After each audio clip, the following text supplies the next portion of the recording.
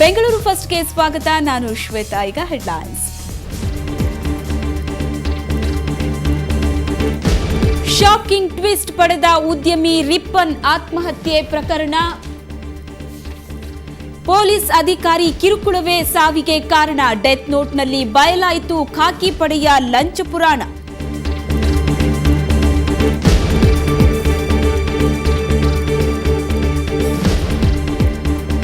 ಪ್ರತಿಷ್ಠಿತ ಕಂಪನಿ ಹೆಸರಲ್ಲಿ ನಕಲಿ ಮದ್ಯ ಸೇಲ್. ಹೆಣ್ಣೂರಿನಲ್ಲಿ ನಕಲಿ ಮದ್ಯದ ಗೋಡೌನ್ ಮೇಲೆ ರೇಡ್. 2 ಆರೋಪಿಗಳು ಅರೆಸ್ಟ್.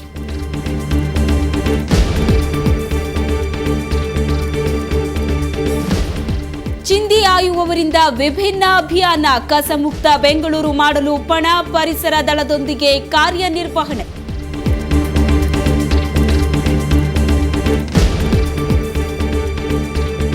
ವೃತ್ತಿಪರ ಕೋರ್ಸ್ಗೆ ನಡೀತಿದೆ ಕಾಮಿಡ್ಗೆ ಕೌನ್ಸಿಲಿಂಗ್. ನಾಳೆಯಿಂದ ಪರೀಕ್ಷಾ ಪ್ರಾಧಿಕಾರದ ಕೌನ್ಸಿಲಿಂಗ್ ಶುರು. ಬಡ ವಿದ್ಯಾರ್ಥಿಗಳು ಪೋಷಕರಿಗೆ ಗೊಂದಲ.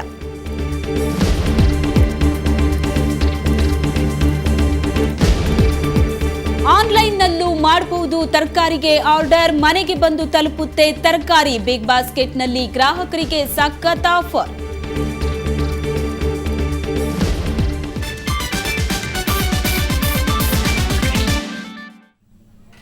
ಉದ್ಯಮಿ ರಿಪ್ಪನ್ ಮಲ್ಹೋತ್ರಾ ಆತ್ಮಹತ್ಯೆ ಪ್ರಕರಣ ಇದೀಗ ಹೊಸ ಟ್ವಿಸ್ಟ್ ಅನ್ನ ಪಡೆದಿದೆ. ಯಾಕಂದ್ರೆ ಉದ್ಯಮಿಯ ಆತ್ಮಹತ್ಯೆಯ ಹಿಂದೆ ಪೊಲೀಸರ ಕರಿನೆರಳಿದೆಯೋ ಅನ್ನೋ ಅನುಮಾನ ಮೂಡಿದೆ.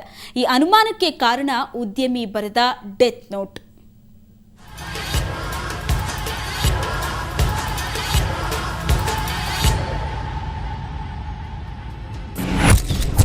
ನಾನು ರಿಪ್ಪನ್ ಮಲ್ಹೋತ್ರಾ, ಗುಜರಾತ್ ಮೂಲದ ಉದ್ಯಮಿ.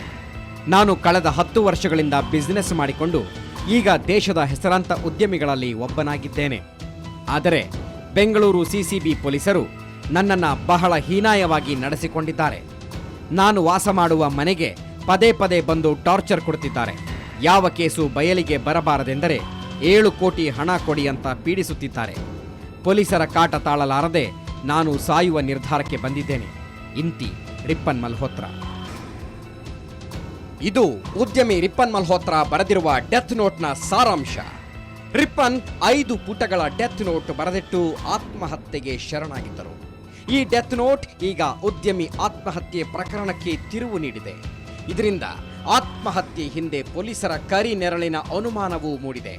3 ದಿನಗಳ ಹಿಂದೆ ಅಂದರೆ ಜೂನ್ 29ರಂದು ಷೇರು ಉದ್ಯಮಿ ರಿಪ್ಪನ್ ಮಲ್ಹೋತ್ರಾ ವಿವೇಕನಗರದ ತಮ್ಮ ನಿವಾಸದಲ್ಲಿ ನೇಣಿಗೆ ಕೊರಳೊಡ್ಡಿದ್ರು.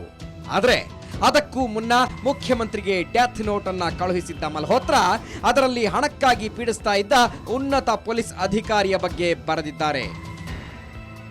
ಪೊಲೀಸರಿಂದ 7 ಕೋಟಿ ಬೇಡಿಕೆ. ಮಲ್ಹೋತ್ರಾ ಕಂಪನಿಗೆ ಹಣ ಹೂಡಿದ್ದ ಮಹಿಳೆಯೊಬ್ಬಳು ಇತ್ತೀಚೆಗೆ ವೈಟ್ ಫೀಲ್ಡ್ ಪೊಲೀಸ್ ಠಾಣೆಗೆ ದೂರು ನೀಡಿದ್ಲು. ಆ ದೂರನ್ನ ಪೊಲೀಸ್ ಆಯುಕ್ತರು ಸಿಸಿಬಿಗೆ ವರ್ಗಾಯಿಸಿದ್ರು. ಆ ಕೇಸ್ನ ವಿಚಾರಣೆಗಾಗಿ ಇತ್ತೀಚೆಗಷ್ಟೇ ಸಿಸಿಬಿ ಪೊಲೀಸರ ಮುಂದೆ ಮಲ್ಹೋತ್ರಾ ಹಾಜರಾಗಿದ್ರು. ಆಗ ಸಿಸಿಬಿ ಪೊಲೀಸ್ ಅಧಿಕಾರಿಯೊಬ್ಬರು ಹಣದ ಬೇಡಿಕೆ ಇಟ್ಟಿದ್ರು ಎನ್ನಲಾಗಿದೆ. ಇದನ್ನ ಗಂಭೀರವಾಗಿ ಪರಿಗಣಿಸಿರುವ ಸಿಎಂ ಸಿದ್ದರಾಮಯ್ಯ ಸಿಐಡಿ ತನಿಖೆಗೆ ಆದೇಶಿಸಿದ್ದಾರೆ. ಮೊನ್ನೆ ಒಬ್ಬ ಪಾಪ ಸತ್ತೋಗಿದ್ದಾನೆ ಮಲ್ಹೋತ್ರಾ ಅಂತ ಹೇಳಿ, ಸೂಯಿಸೈಡ್ ಮಾಡ್ಕೊಂಡು ನನಗೆ ನೇರವಾಗಿ ಒಂದು ಪತ್ರ ಬರೆದಿಟ್ಟು ಹೋಗಿದ್ದಾನೆ. ಆ ಪತ್ರದ ಕಾಪಿ ನನಗೆ ಸಿಕ್ಕಿದೆ, ನಾನು ನೋಡಿದೆ. ಅಲ್ಲಿ ಅವನು ನನಗೆ ಪೊಲೀಸ್ ಅಧಿಕಾರಿಗಳಿಂದ ಕಿರುಕುಳ ಇತ್ತು. 7 ಕೋಟಿಯನ್ನು ನನ್ನಿಂದ ಡಿಮ್ಯಾಂಡ್ ಮಾಡ್ತಾ ಇದ್ರು. ನನ್ನ ಹತ್ರ ದುಡ್ಡಿರ್ಲಿಲ್ಲ, ಸಾಲಗಾರನಾಗೋಗ್ಬಿಟ್ಟಿದೆ. ಅದಕ್ಕೋಸ್ಕರವಾಗಿ ಇವತ್ತು ಆತ್ಮಹತ್ಯೆಯನ್ನ ಮಾಡ್ಕೊಳ್ತಾ ಇದ್ದೇನೆ ಅಂತಕ್ಕಂಥ ಮಾತುಗಳನ್ನ ಇವತ್ತು ಹೇಳಿ ಆ ಪತ್ರವನ್ನು ಬರೆದಿಟ್ಟು ಇವತ್ತು ಸತ್ತಿದ್ದಾನೆ. ನಾನು ಚಾರ್ಜ್ ಅವ್ರಿಗೆ ಹೇಳಿದ್ದೇನೆ, ಡಿಜಿಪಿಗಾಗಲೇ ಹೇಳಿದ್ದೇನೆ, ಕೂಡಲೇ ಇದು ಸಿಐಡಿ ತನಿಖೆ ಆಗಬೇಕು, ಇದೊಂದು ಗಂಭೀರವಾದಂತಹ ವಿಚಾರ ಅಂತಕ್ಕಂಥ ಮಾತುಗಳನ್ನ ಹೇಳಿದ್ದೇನೆ. ಇಂಥವಕ್ಕೆ ಅವಕಾಶವನ್ನು ಕೊಡಬಾರದು. ಒಟ್ಟಿನಲ್ಲಿ ರಿಪ್ಪನ್ ಮಲ್ಹೋತ್ರಾ ಆತ್ಮಹತ್ಯೆ ಪ್ರಕರಣವೀಗ ನಾನಾ ತಿರುವುಗಳನ್ನ ಪಡೆದುಕೊಳ್ತಿದೆ. ಆತ್ಮಹತ್ಯೆಗೆ ಪೊಲೀಸರ ಕಿರುಕುಳವು ಕಾರಣ ಅನ್ನೋ ಆರೋಪ ಕೇಳಿ ಬರ್ತಿದ್ದು ಈ ಪ್ರಕರಣವೀಗ ಭಾರೀ ಚರ್ಚೆಗೆ ಗ್ರಾಸವಾಗಿದೆ. ಇನ್ನೊಂದೆಡೆ ರಿಪ್ಪನ್ನಿಂದ ವಂಚನೆಗೊಳಗಾದವರು ಕಂಗಾಲಾಗಿದ್ದಾರೆ. ಬೆಂಗಳೂರಿನಿಂದ ರವಿಕುಮಾರ್, ಸುವರ್ಣ ನ್ಯೂಸ್.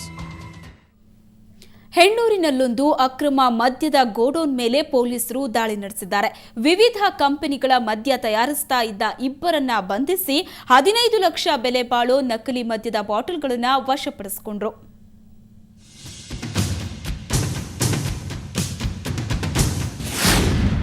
ಪ್ರತಿಷ್ಠಿತ ಮದ್ಯ ಕಂಪನಿಗಳ ಹೆಸರಲ್ಲಿ ಅಕ್ರಮ ದಂಧೆ ನಡೆಸುತ್ತಿದ್ದ ಜಾಲವೊಂದು ಸಿಕ್ಕಿಬಿದ್ದಿದೆ. ಹೆಣ್ಣೂರು ಪೊಲೀಸರು ಪ್ರಕೃತಿ ಲೇಔಟ್ನಲ್ಲಿ ನಡೀತಾ ಇದ್ದ ಅಕ್ರಮ ಮದ್ಯದ ಗೌಡೌನ್ ಮೇಲೆ ದಾಳಿ ನಡೆಸಿದ್ರು. ಅಕ್ರಮವಾಗಿ ಮದ್ಯ ತಯಾರಿಸ್ತಾ ಇದ್ದ ವಿನಯ್, ಸುಧಾಕರ್ ಅಲಿಯಾಸ್ ವರದರಾಜ್ ಎಂಬುವರನ್ನ ಬಂಧಿಸಿದ್ರು. White house, Golconda brandy, old monk ಕ್ರಮ್, ಬ್ಲೆಂಡರ್ ಸ್ಪ್ರೀಡ್ ಹಾಗೂ ಮ್ಯಾಕ್ಡೋಲ್ ಪ್ರತಿಷ್ಠಿತ ನಕಲಿ ಮದ್ಯದ ಬಾಟಲ್ಗಳನ್ನು ವಶಪಡಿಸಿಕೊಂಡಿದ್ದಾರೆ. ನಮ್ಮ ಈ ದಾಳಿಯ ಕಾಲಕ್ಕೆ ಇಲ್ಲಿ ಸುಮಾರು 6,000ಕ್ಕೂ ಮಿಕ್ಕು 6,000ಕ್ಕೂ ಇನ್ನೂ ಸ್ವಲ್ಪ ಜಾಸ್ತಿ ಬೇರೆ ಬೇರೆ ಬ್ರ್ಯಾಂಡ್ನ ಮದ್ಯದ ಬಾಟ್ಲ್ಗಳಿವೆ ಇಲ್ಲಿ, ಅಂದರೆ ರೆಡಿಯಾಗಿರೋವಂಥದ್ದು ಟ್ರಾನ್ಸ್ಪೋರ್ಟೇಷನ್ಗೆ. ಸುಮಾರು 3,000 ಲೀಟ್ರ್ ಆಗೋಷ್ಟು ರಾ ಸ್ಪಿರಿಟ್ ಸ್ಪಿರಿಟ್ ಇದೆ ಇಲ್ಲಿ. ಹಾಗೂ 2 ಮದ್ಯವನ್ನು ತುಂಬಿದ ಮೇಲೆ ಬಾಟ್ಲು ಮಾಡಲಿಕ್ಕೆ ಬಳಸುವಂತಹ 2 ಸಣ್ಣ ಮೆಷಿನ್ ಇದೆ. ಅದು ಸಾಕಷ್ಟು ಖಾಲಿ ಬಾಟ್ಲುಗಳು, ಲೇಬಲ್ಗಳು, ಬಿರ್ಡೆಗಳು ಇವೆಲ್ಲವೂ ಈ ಸ್ಥಳದಲ್ಲಿ ಸಿಕ್ಕಿದೆ. ಇನ್ನು ಈ ಗೌಡೌನ್ ತಮಿಳುನಾಡು ಮೂಲದ ಕುಮಾರ್ ಎಂಬುವರಿಗೆ ಸೇರಿದ್ದು ಎನ್ನಲಾಗಿದೆ.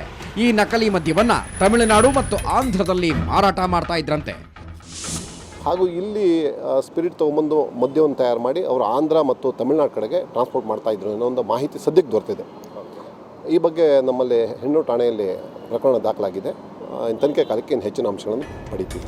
ಹೆಣ್ಣೂರು ಪೊಲೀಸರು ತನಿಖೆ ಮುಂದುವರೆಸಿದ್ದು ತಲೆ ಮರೆಸಿಕೊಂಡಿರುವ ಮಾಲೀಕ ಕುಮಾರ್ಗಾಗಿ ಬಲೆ ಬೀಸಿದ್ದಾರೆ. ಬೆಂಗಳೂರಿನಿಂದ ಕ್ಯಾಮರಾಮನ್ ಅನಿಲ್ ಜೊತೆ ಅಶ್ವಥ್ ಎಸ್ಎನ್, ಕ್ರೈಮ್ ಬ್ಯೂರೋ, ಸುವರ್ಣ ನ್ಯೂಸ್. ಕರ್ನಾಟಕ ಪರೀಕ್ಷಾ ಪ್ರಾಧಿಕಾರದ ಎಡವಟ್ಟುಗಳು ಒಂದೆರಡಲ್ಲ. ಈಗ ವೃತ್ತಿಪರ ಕೋರ್ಸಿನ ಕೌನ್ಸಿಲಿಂಗ್ ಶುರು ಮಾಡದೆ ಮತ್ತೊಂದು ಗೊಂದಲ ಸೃಷ್ಟಿಸಿದೆ. ಸರ್ಕಾರಕ್ಕೆ ಸೆಡ್ಡು ಹೊಡೆದು ಕಾಮಿಡ್ಗೆ ಕೌನ್ಸಿಲಿಂಗ್ ನಡೆಸ್ತಾ ಇದೆ.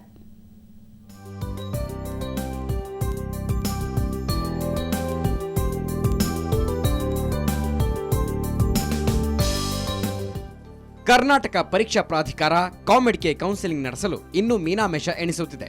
ಆದರೆ ಇದೇ ಮೊದಲ ಬಾರಿಗೆ ಕಾಮೆಡ್ಗೆ ಪರೀಕ್ಷಾ ಪ್ರಾಧಿಕಾರಕ್ಕೂ ಮುನ್ನವೇ ಕೌನ್ಸಿಲಿಂಗ್ ನಡೆಸ್ತಾ ಇದೆ. 60,000 ಅಭ್ಯರ್ಥಿಗಳು 216 ಕಾಲೇಜುಗಳಲ್ಲಿ ಕೌನ್ಸಿಲಿಂಗ್ನಲ್ಲಿ ಪಾಲ್ಗೊಳ್ಳುತ್ತಿದ್ದಾರೆ. ಜುಲೈ 2 ಮತ್ತು 3 ಮೆಡಿಕಲ್ ಹಾಗೂ ಡೆಂಟಲ್ ಮತ್ತು ಜುಲೈ 5ರಿಂದ ಎಂಜಿನಿಯರಿಂಗ್ ಕೋರ್ಸಿಗೆ ಕೌನ್ಸಿಲಿಂಗ್ ನಡೀತಿದೆ. ಅವರು 24 ಜೂನ್ ಅಂತ ಮೊದಲು ಹೇಳಿದ್ರು, ಆಮೇಲೆ 27 ಜೂನ್ ಅಂತ ಅಂದರು. ಅದನ್ನೆಲ್ಲ ಲೆಕ್ಕಕ್ಕೆ ಇಟ್ಕೊಂಡೆ ನಾನು 2 ಜುಲೈ ಇಟ್ಟಿದ್ದೀನಿ. ನನಗೆ ಆಲ್ ಇಂಡಿಯಾ ಲೆವೆಲಿಂದ ಹುಡುಗರು ಬರ್ತಾರೆ. ಕೊನೆ ಮಿನಿಟ್ನಲ್ಲಿ ನೀವು ಪೋಸ್ಟ್ಪೋನ್ ಮಾಡಿ ಅಂತ ಯಾರು ಹೇಳಿದ್ರೆ ನಾನು ಮಾಡೋಕ್ಕಾಗಲ್ಲ. ಯಾಕಂದರೆ ನಮ್ಮ ಪರೀಕ್ಷೆಗೆ ತಮಗೆಲ್ಲ ತಿಳಿದಿರೋ ಹಾಗೆ ಇಂಡಿಯನ್ ರೈಲ್ವೇಸ್ನವರು ಸ್ಪೆಷಲ್ ಟ್ರೈನ್ ಬಿಡ್ತಾರೆ, 2 ಟ್ರೈನ್ ಪರೀಕ್ಷೆಗೆ. ಅಷ್ಟರ ಮಟ್ಟಿಗೆ ಇಂಪಾರ್ಟೆನ್ಸ್ ಇದೆ ನಮ್ಮ ಪರೀಕ್ಷೆಗೆ ಮತ್ತು ಅದೇ ರೀತಿ ನಮ್ಮ ಕೌನ್ಸಿಲಿಂಗಿಗೆ. ಭಾರತೀಯ ವೈದ್ಯಕೀಯ ಮಂಡಳಿ 400 ಹೊಸ ಮೆಡಿಕಲ್ ಸೀಟುಗಳಿಗೆ ಅನುಮತಿ ನೀಡಿಲ್ಲ ಅನ್ನೋ ನೆಪ ಒಡ್ಡಿದ್ದ ಪ್ರಾಧಿಕಾರ ಇದೀಗ ನಾಳೆಯಿಂದ ತರಾತುರಿಯಲ್ಲಿ ಕೌನ್ಸಿಲಿಂಗ್ ಪ್ರಕ್ರಿಯೆಗೆ ಚಾಲನೆ ಕೊಡ್ತಾ ಇದೆ. ಆದರೆ ಇವರಿಬ್ಬರ ಸಂಘರ್ಷದಿಂದ ಸಾವಿರಾರು ಬಡ ವಿದ್ಯಾರ್ಥಿಗಳು, ಪೋಷಕರು ಆತಂಕಗೊಂಡಿದ್ದಾರೆ. ಇಲ್ಲ, CET ಕೌನ್ಸಿಲಿಂಗು ಮೊದಲು ಆಗಬೇಕಾಗಿತ್ತು, ಅದು ಕಾರಣಾಂತರದಿಂದ ಆಗ್ತಾ ಇಲ್ಲ. ಇವರು ಕಾಮೆಡ್ಕೇನವರು ಬಹುಶಃ ವೇಟ್ ಮಾಡ್ಬೋದಿತ್ತು. ಆದರೆ ಇವರು ಇಷ್ಟೊಂದು ಇದರಲ್ಲಿ ಅವಸರದಲ್ಲಿ ಯಾಕೆ ಇದನ್ನು ಸ್ಟಾರ್ಟ್ ಮಾಡಿದರೋ ಗೊತ್ತಾಗ್ತಾ ಇಲ್ಲ. ಇದರಿಂದ ಎಲ್ಲ ಈ ಪೇರೆಂಟ್ಸು, ಸ್ಟೂಡೆಂಟ್ಸ್ಗೆ ಎಲ್ಲ ಒಂಥರ ತೊಂದರೆ ಆಗ್ತಾ ಇದೆ.